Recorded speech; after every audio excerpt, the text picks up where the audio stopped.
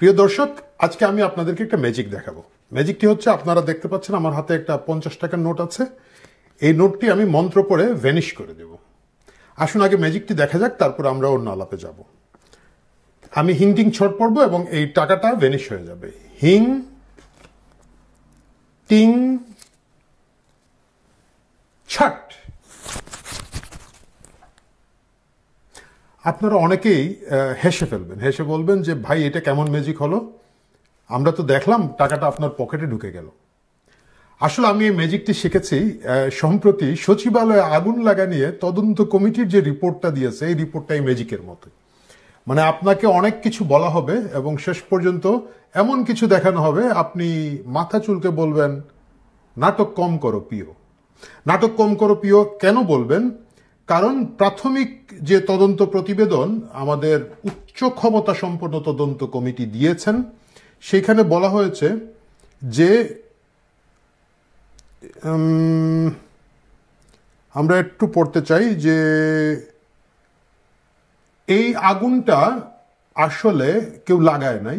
এই আগুনটা বৈদ্যুতিক লুজ কানেকশন থেকে হয়েছে, যেখানে লুজ ছিল কানেকশন এবং এই কারণে লেগেছে আগুন। মজার ব্যাপার হচ্ছে, একই সাথে বলা হচ্ছে এতে কোনো ক্ষতি হয় নাই, কোনো নথিপত্র কিছুই গায়েব হয়, মানে পুড়ে যায় না এবং ক্ষতিগ্রস্ত হয় নাই।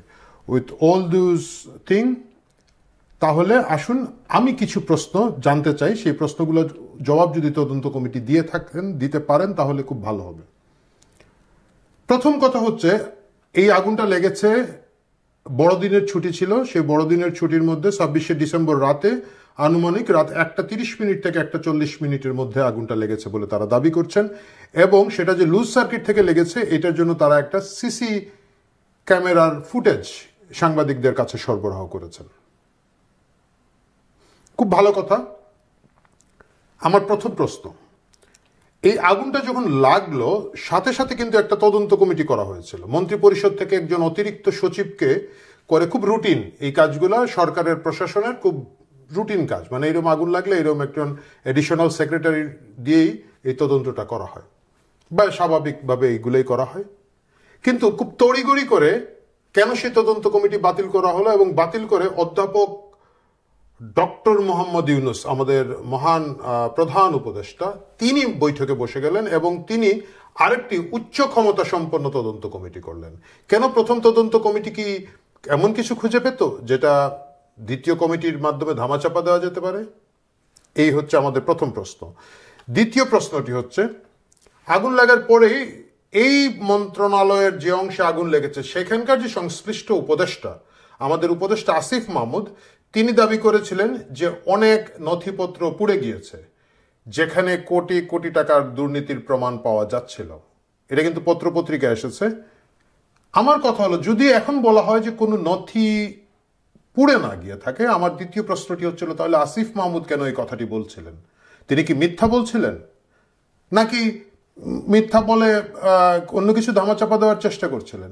কারণ এটা তার মন্ত্রণালয়, মন্ত্রণালয়ের ভিতরে সাথে সাথেই আগুনে কি হয়েছে না হয়েছে তার সবচেয়ে ভালো জানার কথা। এবং তিনি যদি বলে থাকেন নথিপত্র পুড়ে গিয়েছে, তিনি যদি বলে থাকেন দুর্নীতির অনেক প্রমাণপত্র পড়ে গেছে, আমরা সেটাই বিশ্বাস করছিলাম।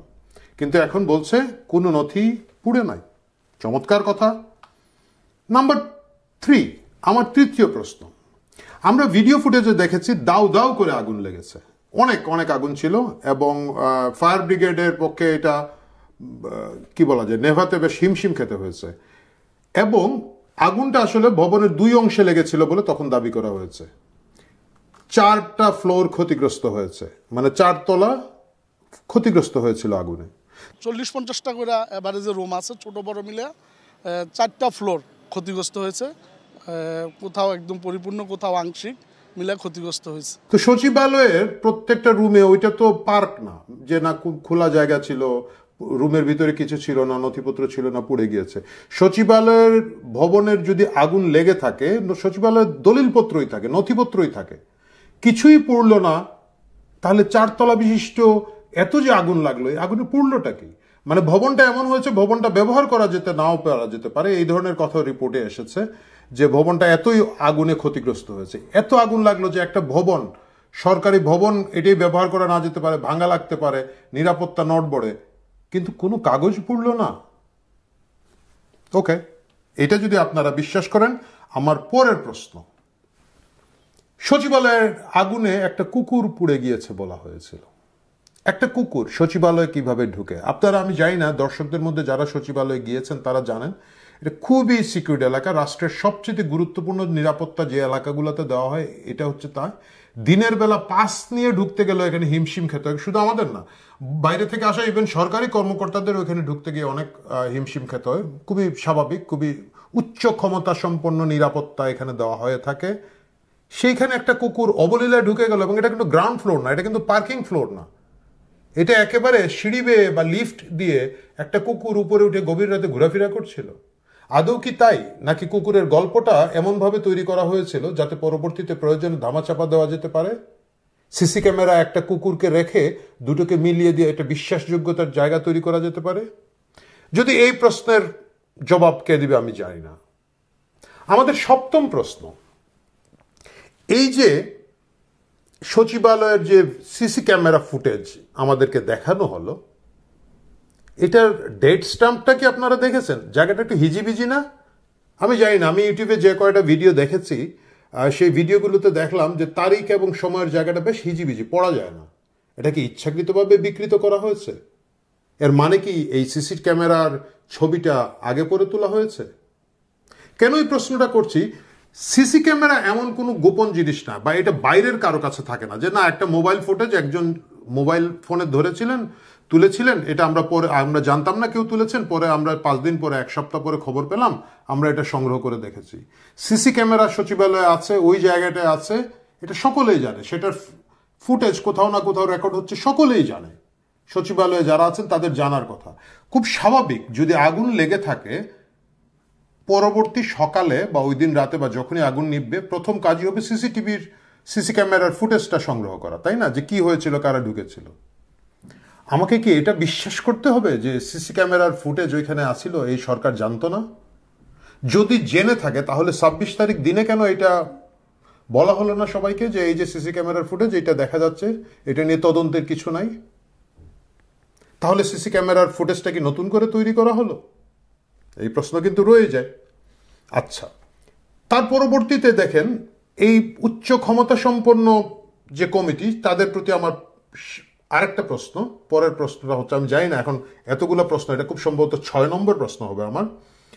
যে সিরিয়াস আগুন পেয়েছেন, এটা কিন্তু উচ্চ ক্ষমতা, এখানে ফায়ার ব্রিগেডের লোক আছে, আর্মির লোক আছে, খুব সম্ভবত আমি যতটুকু জানি সিভিল ইঞ্জিনিয়ারের লোক আছে, স্বরাষ্ট্র মন্ত্রণালয়ের লোক আছে, মানে এতগুলো জ্ঞানী গুণী লোক, মানে একবারে রাষ্ট্রের যারা এইসব জিনিস বুঝেন, আমার আপনার মতো না, মানে অন্তত আমার মতো মূর্খ না, তারা খুবই ভালো বুঝেন।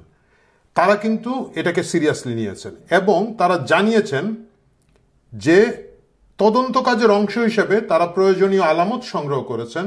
এর মধ্যে কিছু আলামত দেশে পরীক্ষা নিরীক্ষা করা হয়েছে এবং যদি প্রয়োজন মনে করেন বাকি আলামত তারা বিদেশে পাঠাবেন। মানে প্রাথমিকভাবে তারা ধরেই নিয়েছিলেন এটা স্বাভাবিক আগুন না, কারণ স্বাভাবিক আগুন যদি হয়, কাগজ পুড়ে যদি আগুন তৈরি হয়, বিদ্যুতের আগুন তৈরি হয়, অবশ্যই ফায়ার ব্রিগেডের সে সাধারণ ট্রেন্ড লোকটা আছে, বা আমরা যদি সিভিল ইঞ্জিনিয়ার যারা আছেন বা অন্য যারা স্পেশালিস্ট আছেন, তারা দেখেই বোঝার কথা, পরীক্ষা করলেই বোঝার কথা। এটার জন্য তো তাদের ভুরু কুচকানোর কথা নয়। তারা ভুরু কুচকাচ্ছিলেন কেন? কেন তারা ভাবছিলেন যে কিছু আলামত বিদেশে পাঠিয়ে দেখা দরকার, এটা আসলে অন্য কোনোভাবে আগুন লাগানো হয়েছে? নিশ্চয়ই এর পিছনে কোনো কারণ ছিল। কিন্তু এখন হঠাৎ করে সেই কারণগুলো কি ধামাচাপা দেওয়া হচ্ছে? কারণ সেক্ষেত্রে আমার সপ্তম প্রশ্ন আসবে, 30 তারিখ তদন্ত কমিটির রিপোর্ট দেওয়ার কথা ছিল। 30 তারিখ তদন্ত কমিটি সেই রিপোর্টটা দিল না, 31 তারিখ গেল। এই একদিন দেরি করার তো কোনো কারণ নাই। সিসি ক্যামেরার ছবি তো আপনাদের কাছে 26 তারিখ ছিল ভাই, 27 তারিখে ছিল। এর মানে কি তদন্তের কোথাও কি কোনো ঘাপলা হয়েছিল? কোনো কিছু কি আমরা বদলাতে চাচ্ছিলাম? কোনো কিছু কি লুকানো ছাপানোর কথা ছিল? এই ম্যাজিকের মতো দেখাইলাম একটা, প্রকাশ্যে সবার সামনে বদলে দিলাম। প্রিয় দর্শক, এই প্রশ্নগুলোর জবাব আমি জানি না আদৌ পাওয়া যাবে কিনা, কখন পাওয়া যাবে। কারণ সিসি ক্যামেরার কথা ঠিক আগের দিনও কিন্তু এই তদন্ত কমিটি অস্বীকার করেছে। ঘটনার দিন সিসিটিভি ফুটেজে কোনো আলামত পেয়েছেন কিনা এমন প্রশ্নের উত্তর দেননি তদন্ত কমিটির প্রধান। আর কোনো প্রশ্ন উত্তর দিচ্ছি না আমি, ধন্যবাদ।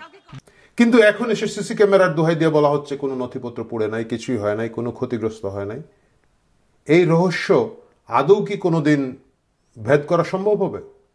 এমন কি হতে পারে যে এখানে এমন কোনো নথি ছিল, এমন কোনো দুর্নীতির নথি ছিল যেগুলো 8 আগস্ট এই সরকার দায়িত্বে আসার পরে হয়েছে, যেগুলো সরিয়ে ফেলা খুব জরুরি ছিল, যেগুলো পুড়িয়ে ফেলা হয়েছে বা পুড়ে গেছে বলে প্রথমে দাবি করা হয়েছিল, কিন্তু পরে কোনো কারণে দেখা গেছে সেটা সম্ভব নয়, সেটা করলে অন্য একটা কোনো টেকনিক্যাল ঝামেলা হচ্ছে, এবং সেই কারণে তারা এই কাজটা বাদ দিয়ে নথি রিপ্লেস করে এখন বলছেন নথি পড়ে নাই, নকল কোনো নথিপত্র দলিল এখানে রাখা হয়েছে।